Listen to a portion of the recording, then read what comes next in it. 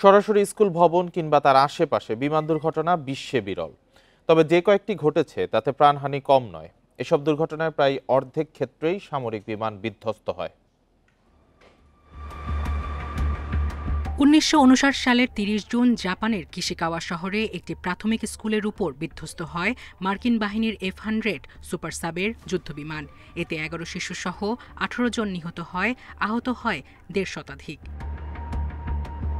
১৯৭২ সালের ১৬ মে রাশিয়ায় তৎকালীন সোভিয়েত ইউনিয়নের সভেদলোগোরস শহরে একটি কিন্ডারগার্টেনে বিধ্বস্ত হয় অ্যান্তনোভ An-24 বিমান। এতে ২৪ শিশু ও বিমানের বেশিরভাগ আরোহী নিহত হন। ১৯৮৬ সালের ৩১ আগস্ট যুক্তরাষ্ট্রের ক্যালিফোর্নিয়ার সেরিটোস শহরে মাঝ আকাশে যাত্রীবাহী ও ব্যক্তিগত দুটি বিমানের সংঘর্ষ হয়। এর ধ্বংসাবশেষ কয়েকটি বাড়ি ও স্কুলের খেলার মাঠে পড়ে।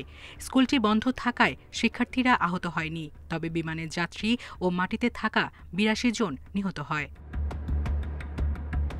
১৯৯০ সালের ৬ ডিসেম্বর ইতালির বোলোনিয়া শহরের কাছে একটি স্কুলে বিধ্বস্ত হয় MB-326 সামরিক বিমান। বিমানটিতে আগুন ধরে যাওয়ায় পাইলট আগেই বেরিয়ে যান। এই ঘটনায় ১২ শিক্ষার্থী নিহত ও ৮৮ জন আহত হয়।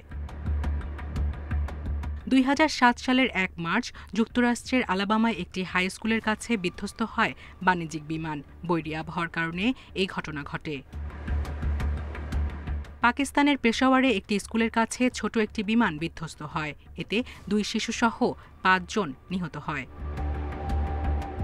২০২৩ সালে কেনিয়ার নাইরি কাউন্টিতে একটি প্রাইমারি স্কুল প্রাঙ্গণে আছড়ে পড়ে প্রশিক্ষণরত ছোট বিমান। স্কুল ভবনটির ব্যাপক ক্ষতি হলেও কেউ উপস্থিত না থাকায় হতাহতের ঘটনা ঘটেনি। সামরিক ও প্রশিক্ষণ বিমানের ক্ষেত্রে দুর্ঘটনার ঝুঁকি বেশি থাকে, কারণ সেগুলো কম উচ্চতায় উড়ে। যদিও জনবহুল এলাকায় বিমান চলাচলে কঠোরতা এবং নিয়ন্ত্রণ ও রাডার প্রযুক্তির উন্নতির কারণে এমন দুর্ঘটনার হার কম। সায়রা খান, ইন্ডিপেন্ডেন্ট নিউজ।